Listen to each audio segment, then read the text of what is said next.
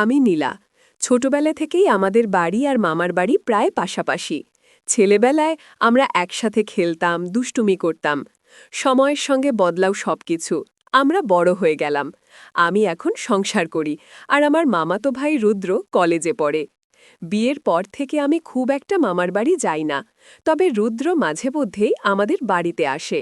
ওকে দেখলে মনে হয় সেই ছোট্ট ছেলেটা কেমন যেন একেবারে বদলে গেছে। চোখে অন্যরকম গভীরতা, কথায় এক ধরনের আন্তরিকতা। একদিন বিকেলে হঠাৎ বিদ্যুৎ চলে গেল। আমি বারান্দায় বসেছিলাম। চারপাশ অন্ধকারে ঢেকে যাচ্ছে। ঠিক তখনই রুদ্র এসে দাঁড়ালো আমার সামনে, হেসে বলল, আলো নেই, তাই ভাবলাম আপনার পাশে একটু বসি। আমি মৃদু হেসে বললাম, তুই তো বড় হয়ে গেছিস, এখনও ছোটবেলার মতো আমায় আঁকড়ে থাকিস। সে চুপ করে কিছুক্ষণ তাকিয়ে রইল আমার দিকে। তারপর আস্তে বলল, সবাই বদলায় নীলাদি, কিন্তু আমার কাছে আপনি একই আছেন। জানেন, আপনার কাছে থাকলেই আজও মনে হয় আমি ছোটবেলার মতো নিরাপদ। তার চোখে যে মমতা, যে অদ্ভুত টান দেখলাম, হঠাৎ বুকটা কেঁপে উঠল। আমি কিছু বলিনি, শুধু নিঃশব্দে তার দিকে তাকিয়ে রইলাম। সেদিনের সেই অন্ধকার সন্ধ্যায় বিদ্যুতের অনুপস্থিতিতে আমাদের মধ্যে যে নীরবতা জমেছিল, সেটা যেন নতুন কিছু ইঙ্গিত দিয়ে গেল। সেই অন্ধকার সন্ধ্যার পর থেকে রুদ্র যেন আরও বেশি সময় আমার আশেপাশে কাটাতে চাইত। আমি প্রথমে অবাক হতাম, পরে বুঝতে পারলাম ওর চোখে শুধু যত্ন নয়, ভরসার আলো আছে। একদিন দুপুরে আমি রান্নাঘরে কাজ করছিলাম। হঠাৎ গরম ভাত নামাতে গিয়ে হাতটা সামান্য পুড়ে গেল। ব্যথায় কি আহাকে করে উঠতেই রুদ্র ছুটে এলো। নীলাদি, কি হলো বলেই আমার হাতটা নিজের হাতে নিয়ে ঠান্ডা জলে ডুবিয়ে দিল। আমি বললাম, এ কিছু না রে, হালকা লেগেছে। কিন্তু ওর মুখটা গম্ভীর হয়ে গেল। আপনি সব সময় এভাবে বলেই এড়িয়ে যান। আমি যদি না থাকতাম তাহলে কে দেখত আপনাকে একা কষ্ট পেতে? আমি সহ্য করতে পারি না। ওর কণ্ঠে যে ব্যথা, সেটা আমার বুক কেঁপে তুলল। আমি হেসে সামলাতে চাইলাম, তুই তো একেবারে দাদার মতো বকছিস। রুদ্র চুপ করে আমার দিকে তাকালো। তারপর আস্তে বলল, দাদা হয়তো আপনাকে দায়িত্ব দিয়ে ভালো রাখে, কিন্তু আমি আপনাকে অনুভব করি। আমি চাই সবসময় আপনার পাশে থাকতে। ওর কথাগুলো আমার ভেতর অদ্ভুত নীরবতা তৈরি করল। জানতাম এই অনুভূতিকে হালকা করে নেওয়া যাবে না। তবু বললাম, রুদ্র, আমাদের সম্পর্কটা খুব স্পেশাল, কিন্তু মনে রাখিস, সীমা ভুলে যাওয়া যাবে না। সে মৃদু হেসে মাথা নেড়ে বলল, আমি কোনো সীমা ভাঙতে চাই না নীলাদি। আমি শুধু চাই আপনি জানুন আমি আছি সবসময়। সেদিন বিকেলের আলোয় রান্নাঘরের সেই ছোট্ট মুহূর্তে আমাদের দুজনের মাঝে এক অদ্ভুত নীরব বন্ধন তৈরি হল, যেখানে ভাষা কম, অনুভব বেশি। সেদিন বাড়িটা একেবারে ফাঁকা হয়ে গিয়েছিল। স্বামী বাইরে কাজে, আর আশেপাশের বাড়িগুলো নিস্তব্ধ। দুপুরের গরমে ঘুম আসছিল না। আমি বারান্দায় বসেছিলাম। ঠিক তখনই রুদ্র এসে দাঁড়ালো। হাতে একটা ঠান্ডা লেবুর শরবত বাড়িয়ে দিয়ে বলল, আপনি একা বসে আছেন, তাই ভাবলাম একটু সঙ্গ দিই। আমি হেসে শরবত নিলাম, কিন্তু কিছু বলিনি। রুদ্র আমার পাশেই বসল। মুহূর্তটা ছিল অদ্ভুত শান্ত। চারপাশে শুধু পাখির ডাক আর দূরের হাওয়ার শব্দ। হঠাৎ আস্তে বলল, নীলাদি, আমি অনেক দিন ধরেই একটা কথা বলতে চাইছিলাম। জানি হয়তো বলা উচিত নয়, তবু না বললে বুকের ভেতরটা কেমন যেন ভার হয়ে থাকে। আমি অবাক হয়ে তার দিকে তাকালাম। কি কথা?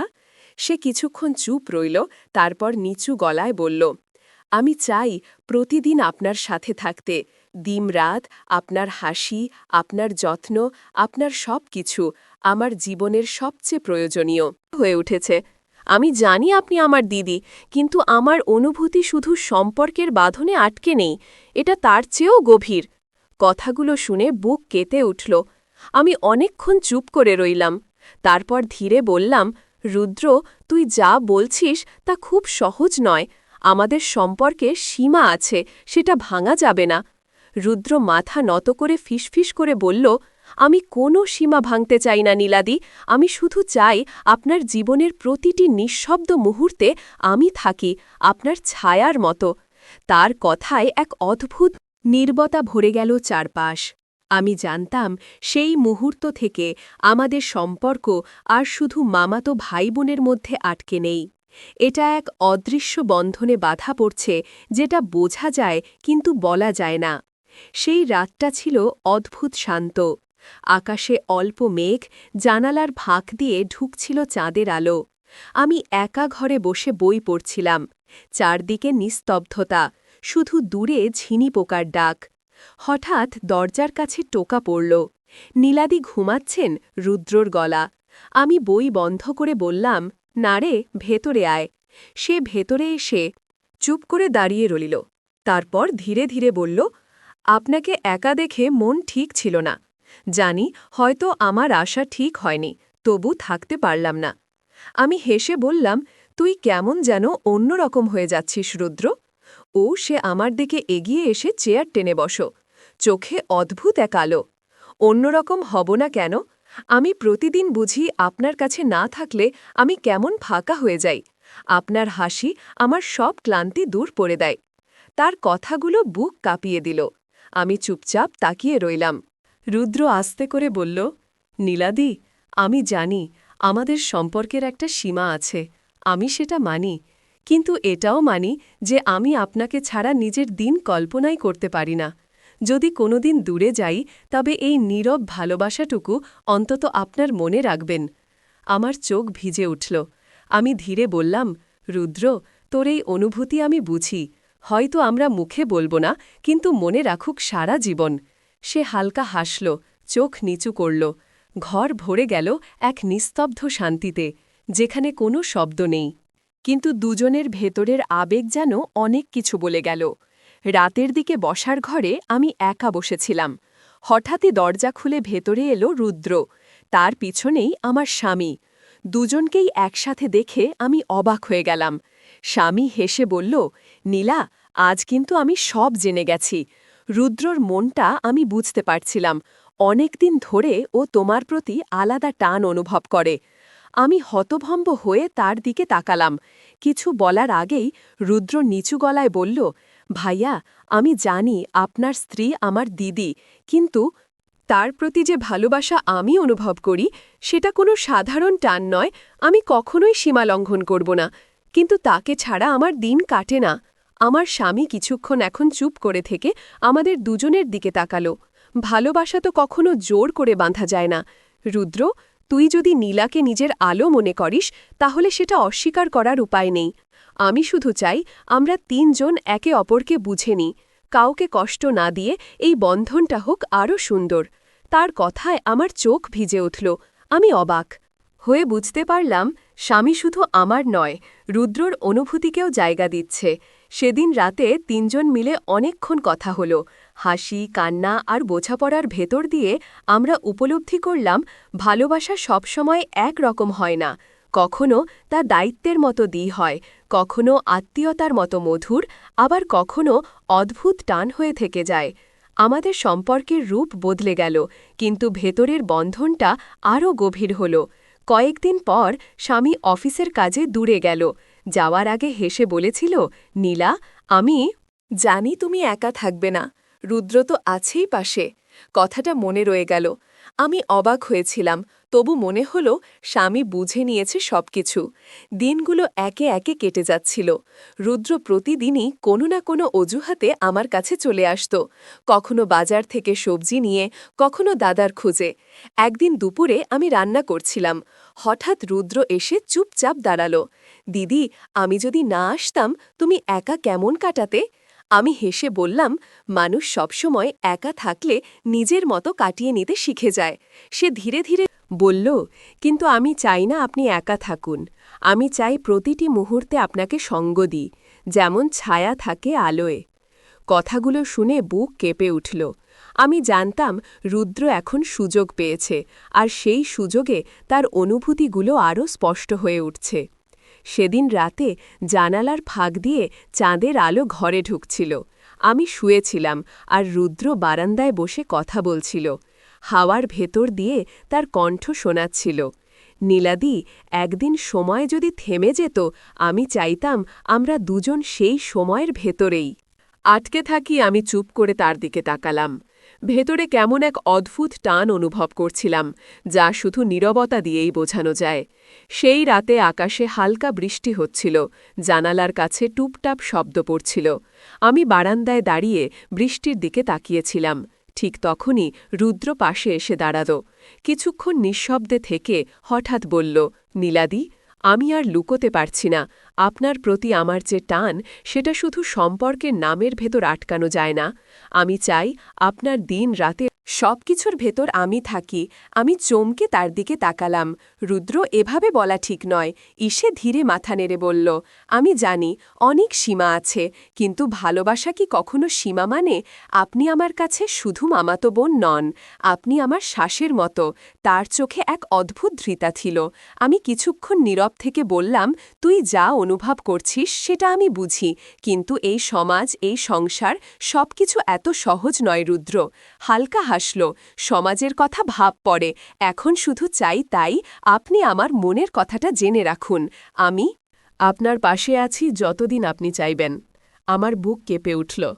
চাঁদের আলো, বৃষ্টির শব্দ আর রুদ্রর কণ্ঠে সেই মুহূর্তটা যেন চিরস্মরণীয় হয়ে গেল। রুদ্র স্বীকারোক্তির পর আমি অনেকক্ষণ চুপ করেছিলাম। মনে হচ্ছিল বুকের ভেতরটা কেমন ভারী হয়ে আছে। আমি বারান্দা থেকে ভেতরে চলে এলাম।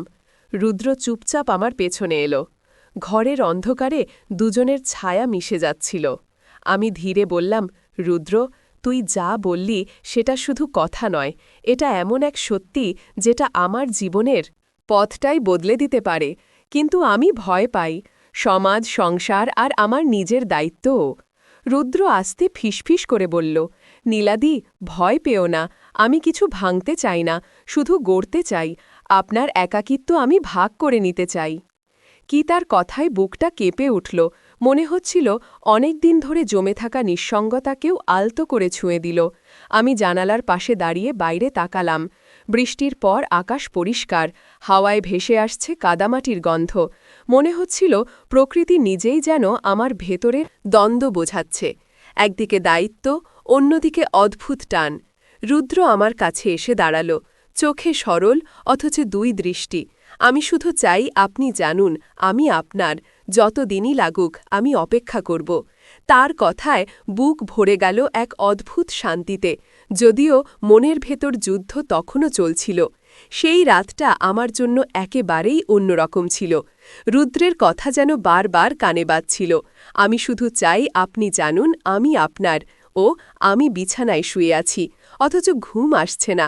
জানালার ফাঁক দিয়ে চাঁদের আলো ঘরে ঢুকছিল, ঠিক তেমনি আমার মনে আলো ঢুকিয়ে দিচ্ছিল রুদ্রর স্মৃতি। পরদিন সকালে বারান্দায় দাঁড়িয়েছিলাম আমি, হাতে এক কাপ চা।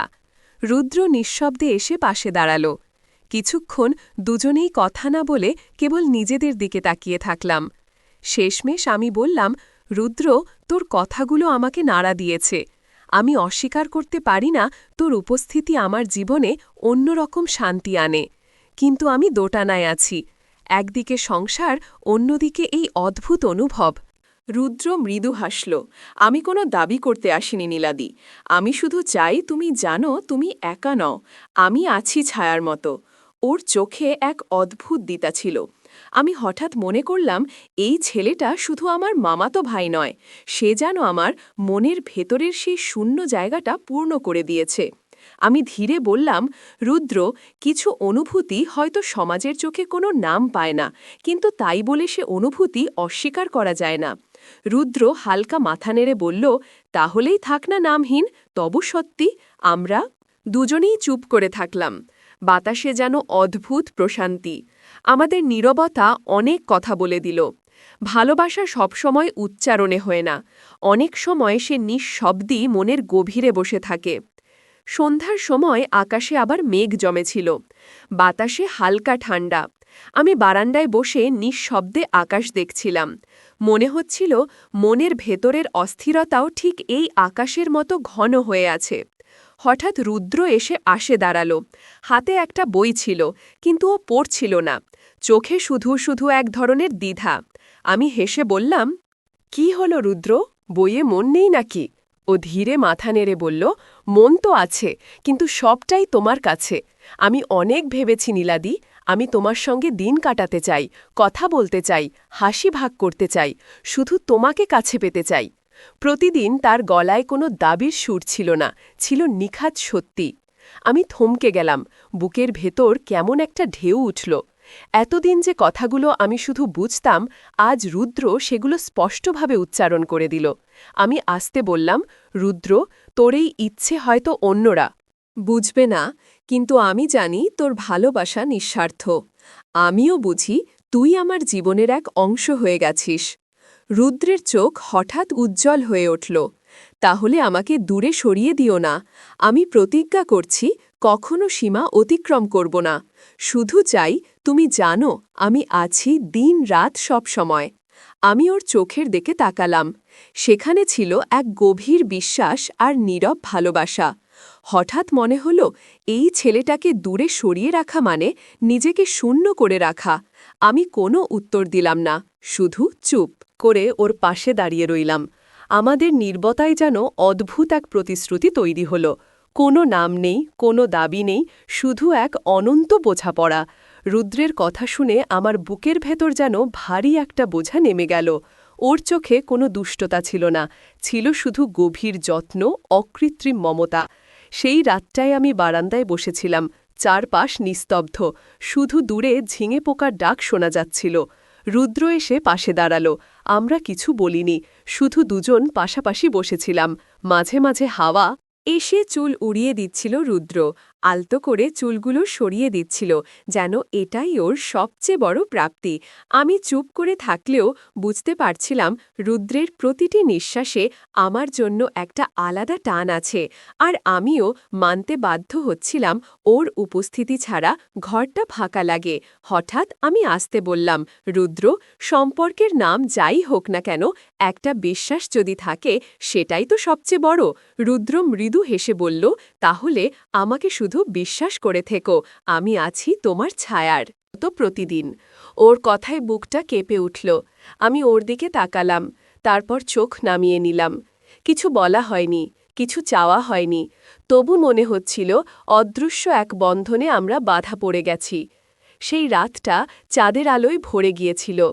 আমাদের নীরবতা যেন হয়ে উঠেছিল এক নিঃশব্দ কবিতা, যেখানে ভালোবাসা ছিল কিন্তু দাবি ছিল না, যেখানে অনুভূতি ছিল কিন্তু কোনো শব্দের প্রয়োজন ছিল না। সেই কয়েকদিন আমার জীবনে যেন অন্যরকম হয়ে উঠল। রুদ্রর সঙ্গে কাটানো প্রতিটি মুহূর্ত মনে হচ্ছিল অমূল্য। আমরা কথা বলতাম কম, কিন্তু নীরবতায় বলতাম অনেক কিছু। এক বিকেলে বৃষ্টি হচ্ছিল। বারান্দায় দাঁড়িয়ে ভিজেতে ভিজেতে আমি হেসে ফেললাম। বুকটা হালকা লাগছিল। রুদ্র আমার পাশে এসে দাঁড়ালো, চোখে সেই একই মমতা, সেই একই প্রতিশ্রুতি। আমি আস্তে বললাম, রুদ্র, যদি কোনোদিন এই সময়গুলো শুধু স্মৃতি হয়ে যায়, তখনও তুই মনে রাখবি তো? রুদ্র চোখ নামিয়ে মৃদুস্বরে বলল, স্মৃতি নয় নীলাদি, এগুলো আমার শ্বাসের মতো। যতদিন বাঁচব তোমার এই হাসি, এই নীরবতা আমার ভেতরে থাকবে। আমি থমকে গেলাম, বুক ভরে উঠল অদ্ভুত আবেগে। হঠাৎ মনে হল আমাদের এই বন্ধনকে কোনো শব্দে বেঁধে রাখা যাবে না। আমি শুধু বললাম, তাহলে থাক না রুদ্র, আমাদের এই গল্পটা নামহীন থেকেও সত্যি হোক। বৃষ্টির শব্দে চারদিক ভরে যাচ্ছিল। আমরা দুজন চুপচাপ দাঁড়িয়ে রইলাম। কোনো আলাদা ঘোষণা নেই, কোনো প্রতিশ্রুতির কাগজ নেই, তবুও আমাদের ভেতরে যেন অদৃশ্য এক চুক্তি হয়ে গেল। ভালোবাসা সবসময় উচ্চারণে আসে না, অনেক সময় সে নীরবতায় থেকেও চিরজীবন মনে গেঁথে থাকে। এভাবেই শেষ হল আমাদের গল্প, যার হয়তো কোনো নাম নেই, কিন্তু অনুভূতি আছে, গভীর, নির্মল আর চিরন্তন। তো বন্ধুরা, ভিডিওটি ভালো লাগলে কমেন্টে জানাবেন। এই রকম ভালোবাসার গল্প শুনতে চাইলে চ্যানেলটা সাবস্ক্রাইব করুন এবং পাশে থাকুন, আর আপনার বেল আইকনটা বাজিয়ে রাখুন, যাতে নতুন ভিডিও আপলোড করা মাত্র আপনারা দেখতে পারেন। বিয়ের মাত্র 2 মাস হয়েছে। সবকিছু যেন ঠিকঠাকই চলছিল, অন্তত বাইরের দুনিয়ার চোখে। কিন্তু ভেতরে ভেতরে একটা ভারী শূন্যতা যেন প্রতিদিন একটু একটু করে জমছিল আমার বুকের ভেতর। স্বামী রাহুল ভালো মানুষ, দায়িত্ববানও বলা চলে, কিন্তু চাকরি চলে যাওয়ার পর যেন আর আগের মতো থাকেনি। বাড়িতে বসে বসে তার চোখে ফুটে উঠেছিল অস্থিরতা, আর আমার চোখে ভবিষ্যতের ভয়। সব টাকা ফুরিয়ে যাচ্ছিল, তাই বাধ্য হয়ে ওর ভাইয়ের পরামর্শে রাহুল চলে গেল বিদেশে। একটি নতুন চাকরির আশা, তারপর বাড়িতে আমি আর আমার দেবর অর্ণব। অর্ণব আমার থেকে 1 বছরের ছোট, কলেজে পড়ে, তবে বেশ পরিপক্ক আচরণ তার। শুরুতে আমাদের সম্পর্কটা ছিল স্বাভাবিক, ভদ্রশালীন, দূরত্বে বাধা। কিন্তু যখন আমরা এক ছাদের নিচে একা হয়ে গেলাম, কিছু বদলাতে লাগল। প্রথমে আমি বুঝতেই পারিনি কখন যেন অর্ণবের চোখে আমার দিকে অন্যরকম এক চাহানি ধরা পড়তে শুরু করল। ওর চোখে যেন একটা কৌতূহল, একটা প্রশ্রয়, এমন কিছু যা আগে ছিল না। আমি প্রথমে ভুল ভেবেছিলাম হয়তো আমার কল্পনা, কিন্তু দিনের পর দিন ওর ব্যবহার আমার মনের সেই সন্দেহকেই যেন সত্যি করে তুলল। আমি যা খেতে চাইতাম অর্ণব নিজে বাজার করে আনত, রান্না করে দিত। কখনো পছন্দের ফল, কখনো অল্প ঝাল মাংস, কখনো গরম ধোয়া ওঠা চা।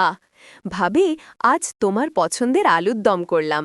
সে হেসে বলতো, আর আমার বুকের ভেতর কোথাও যেন কাঁপন লাগত।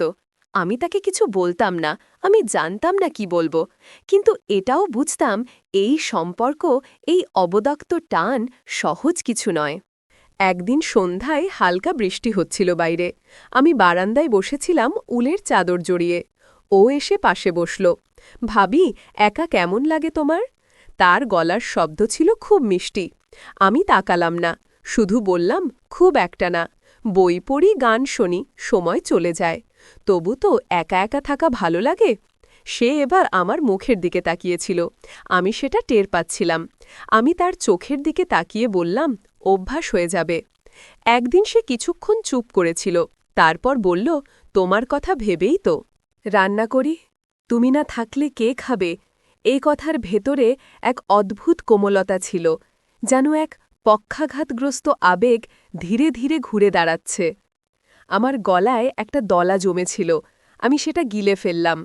কিন্তু আমি জানতাম কিছু একটা ঘটতে যাচ্ছে, না হয় আজ, না হয় কাল। কিন্তু এই নীরব স্নিগ্ধ মুহূর্তগুলো আমাদের মধ্যে দূরত্বটাকে মুছে দিতে চাইছে। সেই সন্ধ্যার পর থেকে অর্ণব যেন একটু বেশি সচেতন হয়ে উঠল আমার প্রতি। তার প্রতিটি আচরণে ছিল একটা কোমল যত্ন, একটা মিষ্টি টান, যেটা চোখে পড়ে কিন্তু ভাষায় ধরা যায় না। একদিন দুপুরে আমি রান্নাঘরে ছিলাম। চুলায় ডাল ফুটছিল, আর আমি ডালনায় তড়কা দেবার জন্য সরিষার তেল গরম করছিলাম।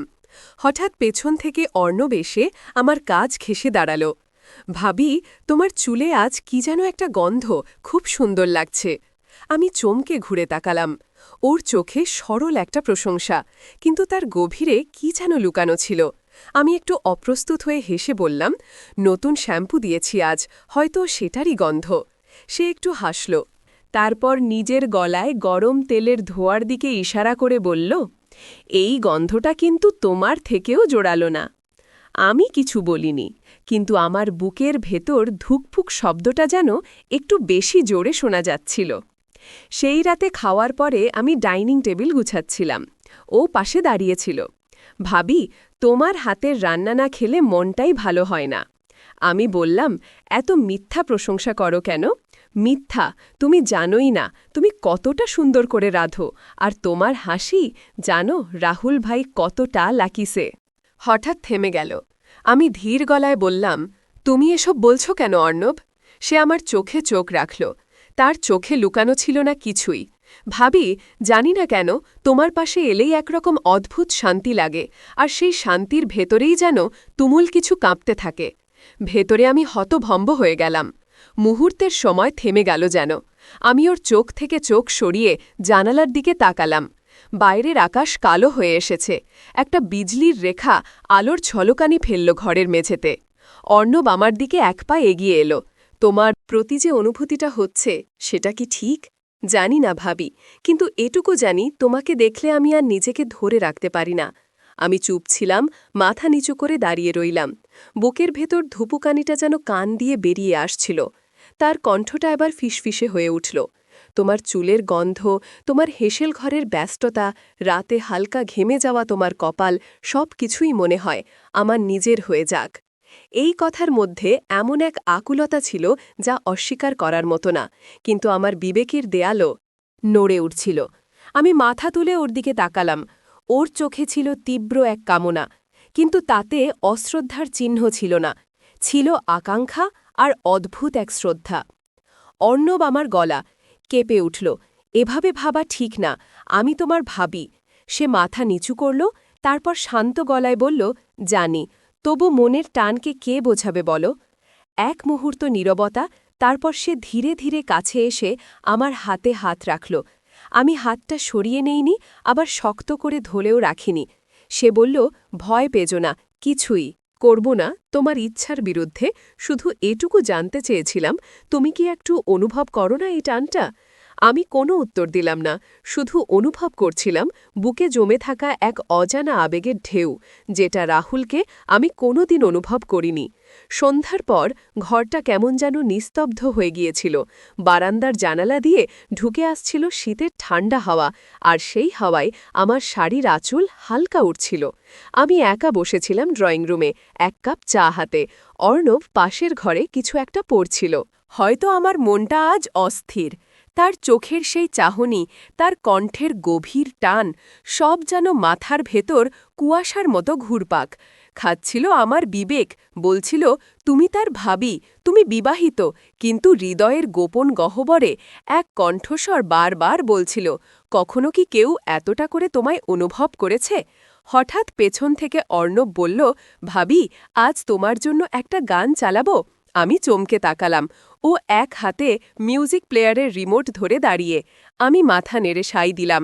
সে একটা পুরনো গজল চালালো, আবেগ ভরা দর্দি সুরে। ভেসে এলো হমনে দেখা, হমনে ছোঁয়া, আর সেই সুরেই যেন আমাদের মাঝের বাতাস ভারী হয়ে উঠল। আমি বললাম, তুমি কবিতা লেখো না কেন? সে হাসল, তুমি অনুপ্রেরণা হলে লিখব। আমি চোখ ফেরালাম, কিন্তু হৃদয়ের ভিতরটা কাঁপল। সে হঠাৎ ধীরে ধীরে আমার পাশে এসে বসল। আমি অবাক হইনি, তার চোখে সেই চেনা গভীরতা, আর তার কণ্ঠে গা ছমছমে এক মোলায়েম আত্মবিশ্বাস। ভাবি, তার কণ্ঠে একটা কাঁপা ছিল। আজ যদি আমি বলি, তোমার চুলে হাত দিতে ইচ্ছে করছে, তুমি রাগ করবে? আমি চুপ ছিলাম। খুব আস্তে মাথা নাড়লাম না। সে ধীরে ধীরে হাত বাড়িয়ে আমার পিঠে ছড়িয়ে পড়া চুলগুলো আঙুলে ঘোরাতে লাগল। স্নিগ্ধ আলতো ছোঁয়া, তোমার এই নিঃশ্বাস, তোমার গালের কাঁপুনিটা, সব আমি অনুভব করতে চাই। সে বলল ফিসফিস করে। আমি এবার কাঁপতে লাগলাম, আবেগের টানে, নিষিদ্ধ এক রোমাঞ্চে। তার ঠোঁট আমার কপালের কাছাকাছি এলো। আমি চোখ বন্ধ করে ফেললাম। আমি জানি তুমি ভয় পাও, কিন্তু আমি প্রতিশ্রুতি দিচ্ছি, এক বিন্দুও তোমার অসম্মান হবে না। শুধু আমাকে একবার অনুভব করতে দাও ভাবি। আমি ধীরে ধীরে তার বুকের দিকে ঝুঁকে পড়লাম। ওর হৃৎস্পন্দন শুনছিলাম স্পষ্ট, দ্রুত, ঠিক আমার মতোই। সেই রাতে প্রথমবার আমরা একে অপরের ছায়ায়, স্পর্শে, নিঃশ্বাসে এক হয়ে গেলাম। আবেগের দিক থেকে এমন এক স্তরে পৌঁছালাম যেখানে ভাষা ছিল অপ্রয়োজনীয়। শুধু চোখ, হাত, হৃদয়ের গোপন স্পন্দন ছিল যথেষ্ট। তার পরের দিনগুলো যেন বাতাসে ঘোরে মোড়া ছিল। আমাদের প্রতিদিনের তাজ, রান্না, খাওয়া, বাজার করা সবকিছুই স্বাভাবিকভাবে চলছিল, কিন্তু সেই স্বাভাবিকতার নিচে লুকিয়েছিল এক তীব্র গোপনতা, এক চুপচাপ জ্বলে ওঠা ভালোবাসা। আমি সকালের রান্নাঘরে দাঁড়িয়েছিলাম। অর্ণব পাশ দিয়ে হেঁটে যাবার সময় আমার আঙুল ছুঁয়ে গেল হালকা করে। চোখ তুলতেই দেখলাম ওর ঠোঁটে হালকা হাসি। সে কিছুই বলেনি, আমিও না, কিন্তু সেই স্পর্শ শরীর জুড়ে আগুন ছড়িয়ে দিল। রাতের বেলা আমরা আলাদা ঘরে শুই, কিন্তু মাঝে মাঝে গভীর রাত হলে পায়ের ধাপে ধাপে সে চলে আসে আমার ঘরে। দরজা টুক করে বন্ধ হয়, আর আমি দুলে উঠি এক আত্মপ্রলব্ধির ঘোরে। সে নিঃশব্দে এসে আমার পাশে শুয়ে পড়ে। কোনো শব্দ নেই, কোনো কথা নেই, শুধু নিঃশ্বাসের লয় আর একে অপরকে ছুঁয়ে দেখার অভ্যাস। ভাবি, তার কণ্ঠ এক রাতে গা ঘেঁষে বলল, তোমার ঘাড়ে এভাবে ঠোঁট রাখলে মনে হয় সময় থেমে যায়। আমি তখন তার বুকে মাথা রেখে চুপচাপ ছিলাম।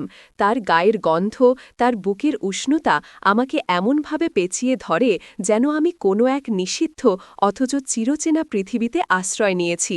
দিনের বেলা আমরা আবার সেই দূরত্ব দূরত্ব রেখে চলি, ডাইনিং টেবিলে বসে কথা বলি, চোখে চোখ রাখি না বেশি।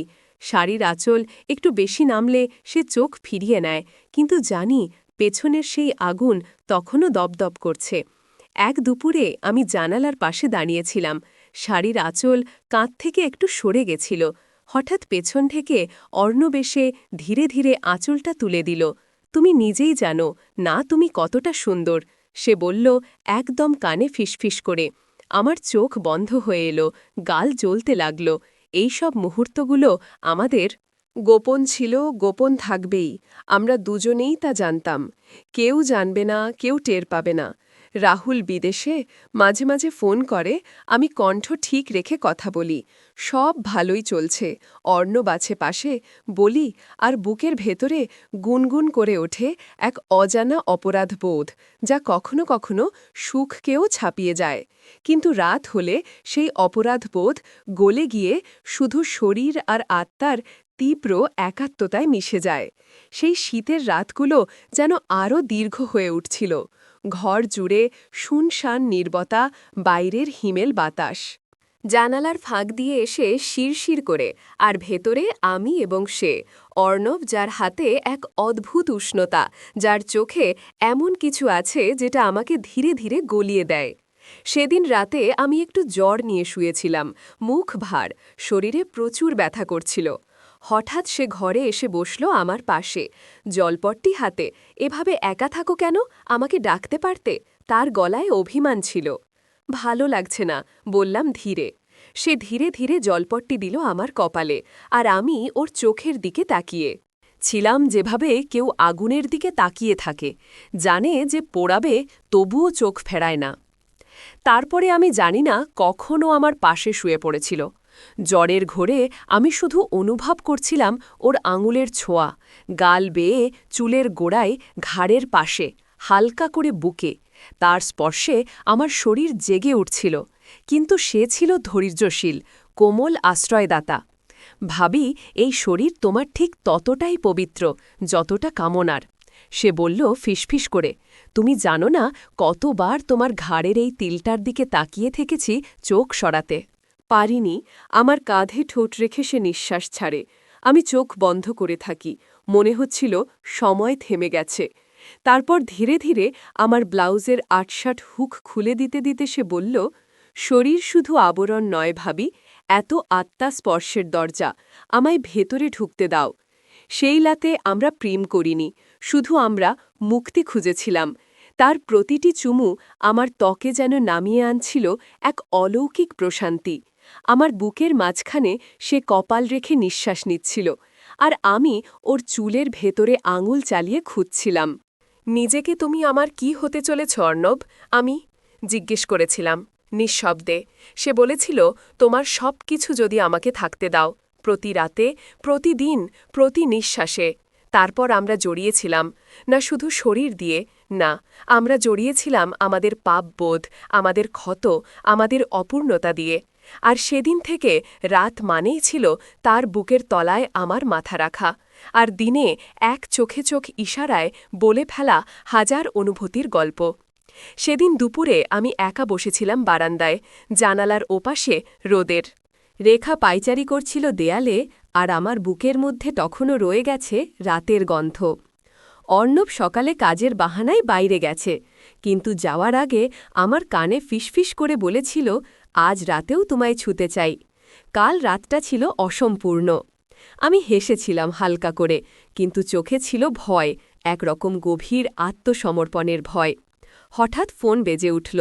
আমি স্ক্রিনে তাকিয়ে ঠক ঠক করে কেঁপে উঠলাম। রাহুল, আমার স্বামী, যে বিদেশে কাজ করতে গিয়েছে, আর আমরা ভেবেছিলাম সে ফিরবে না এখনই। হ্যালো, আমি গলা ঠিক রেখে বললাম। ওপাশ থেকে পরিচিত গলা, উৎসাহে ভরা, ক্লান্ত একটু। শুনি, সারপ্রাইজ, আমি ফিরে আসছি, আর মাত্র 3 দিন, টিকিট কনফার্ম হয়ে গেছে। আমার জন্য কোনো স্পেশাল কিছু রান্না করো কিন্তু, তুমি তো এমনিতেই সেরা। আমি ঠোঁট কামড়ে ধরেছিলাম, কিছু বলতে পারছিলাম না। তুমি চুপ কেন, ভালো তো সব? হ্যাঁ, খুব ভালো, আমি বললাম, কিন্তু গলার কণ্ঠে সেই ভালো শব্দটা কেঁপে উঠল। ফোন কেটে গেলে আমি অনেকক্ষণ ধরে বসে রইলাম, ঠোঁট শুকিয়ে যাচ্ছিল। মনে হচ্ছিল বুকের ওপর কেউ বিশাল একটা পাথর বসিয়ে দিয়েছে। সন্ধ্যায় অর্ণব ফিরে এলো। আমি চুপচাপ। সে কাছে এসে বলল, কি হয়েছে?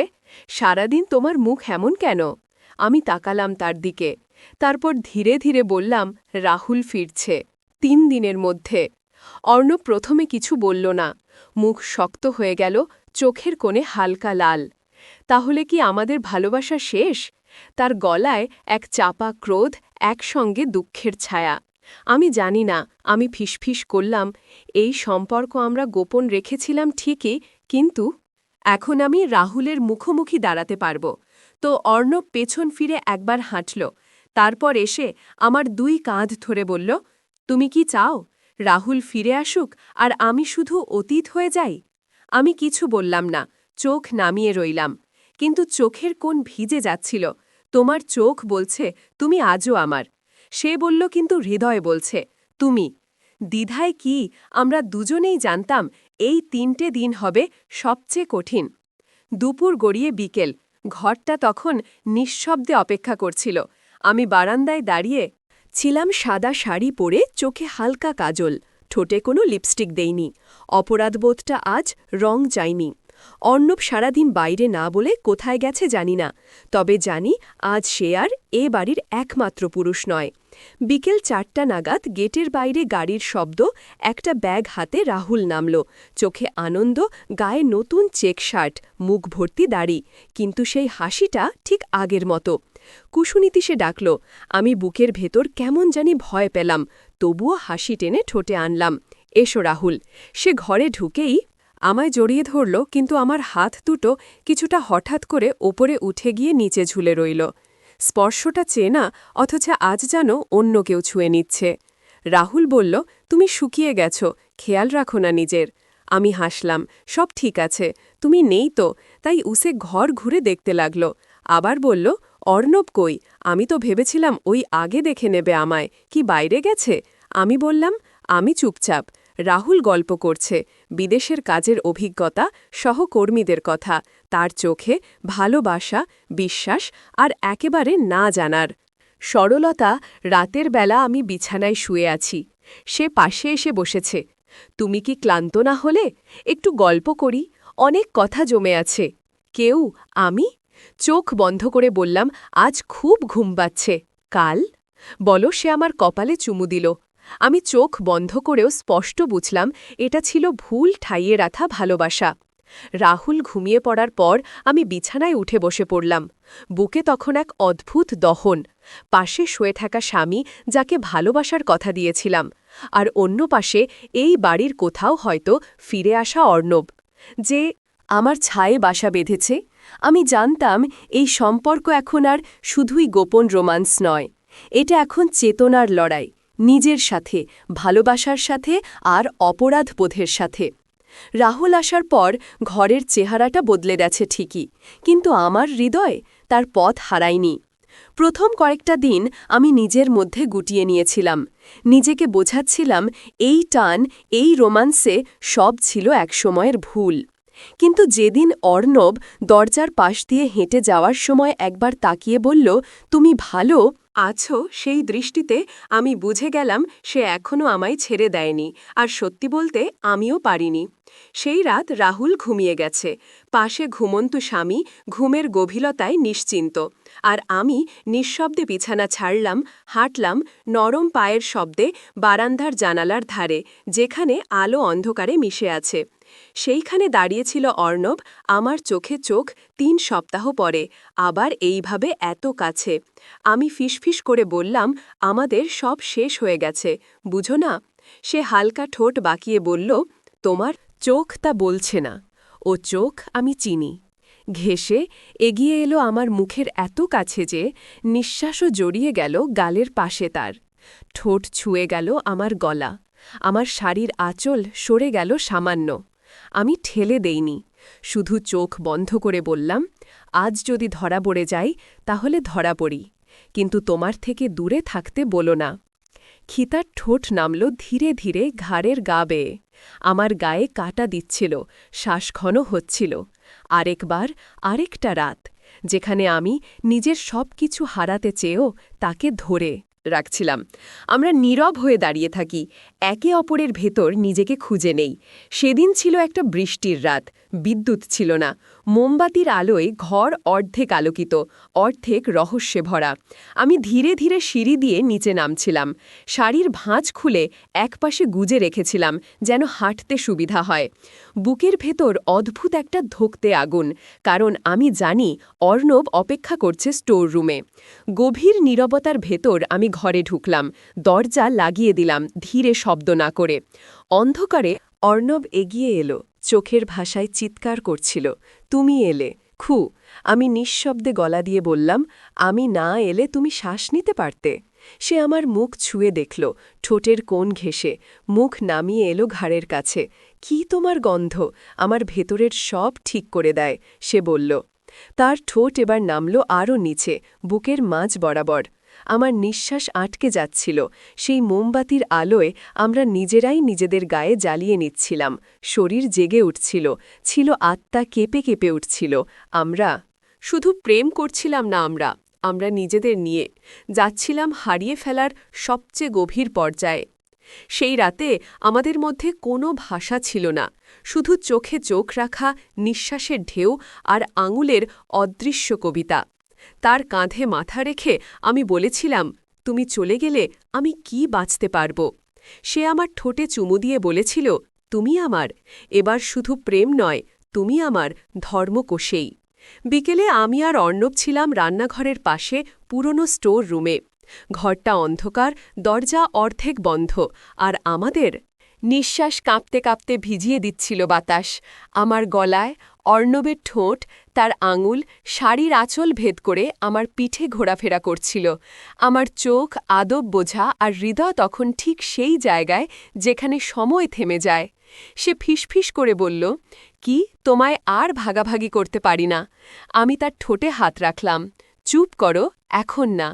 ঠিক তখনই একটা শব্দ, দরজার ওপাশে কারো গলার আওয়াজ, একটা দীর্ঘ নিঃশ্বাস, একটা চাপা ধাক্কা। আমি ঠেলে দূরে সরি, আঁচল গুছিয়ে নিয়ে চুল ঠিক করি। অর্ণব থম করে দাঁড়িয়ে থাকে, তার চোখে আতঙ্ক নয়, বরং এক অদ্ভুত স্থিরতা। দরজাটা একটুও শব্দ না করে খুলে যায়। রাহুল দাঁড়িয়ে, চোখে বিস্ময়, কপালে ভাঁজ। সে কিছু বলছে না, শুধু তাকিয়ে আছে। আমার এলোমেলো চুল, আমার বুকের উপর পড়া অর্ণবের হাতের চিহ্ন আর ঘরের ভেতরের অস্বাভাবিক উত্তা। আমার কণ্ঠ শুকিয়ে গেল, ঠোঁট কাঁপছিল। খুরাহুল সে চোখ সরায় না, ধীরে ধীরে পেছনে সরে যায়, একটা শব্দ না করে চলে যায় ঘর থেকে। আমরা দাঁড়িয়ে থাকি ভাঙা মূর্তির মতো, সন্ধ্যা পেরিয়ে রাত হয়ে এসেছে। আমি বিছানার একপাশে বসে আছি, শরীর কাঁপছে, চোখে জল আটকে রেখেছি। অর্ণব নেই, সে হয়তো নিজকে গুটিয়ে নিয়েছে। আর রাহুল, সে তখন আমাদের ঘরের দরজার সামনে দাঁড়িয়ে, চোখ দুটো লাল, ভেতরে চাপা এক তাণ্ডব। কতদিন রাগান্বিত গলায় প্রশ্ন করে সে। আমি চুপ। সে এগিয়ে আসে আমার খুব কাছে, চোখে চোখ রাখে, কিন্তু আমি পারি না তার চোখে তাকাতে। তুমি তো বলেছিলে তুমি ভয় পাও একা থাকতে, তুমি বলেছিলে আমাকে ভালোবাসো। তাহলে আমার ঠোঁট কাঁপে। আমি জানি না কিভাবে সে চেঁচিয়ে ওঠে, তুমি জানো না আমি তোমার জন্য সব ছেড়ে বিদেশে গেছি। তুমি জানো এটা আমার জন্য কি ছিল, আর তুমি আমার ভাইয়ের সাথে। আমি উঠে দাঁড়াই, এবার মুখ তুলে বলি, তুমি কি ভেবেছ শুধু টাকা এনে দিলেই একটা সম্পর্ক বাঁচে? তুমি ছিলে না রাহুল, শুধু ফোনে, শুধু মেসেজে। আমার স্পর্শ দরকার ছিল, কান্নার পাশে থাকা দরকার ছিল। আর অর্ণব আমাকে অনুভব করেছিল, সে আমার একাকিত্বের সঙ্গী হয়েছিল। খোতায় আমি অর্ণবকেই চাই সারা জীবন ধরে। তো বন্ধুরা, এরকম আবেগময় ও রোমাঞ্চকর গল্প শুনতে চাইলে চ্যানেলটা সাবস্ক্রাইব করুন এবং পাশে থাকুন। এমন আরও বাস্তব ও হিচ্ছোয়া গল্প নিয়ে ফিরে আসব।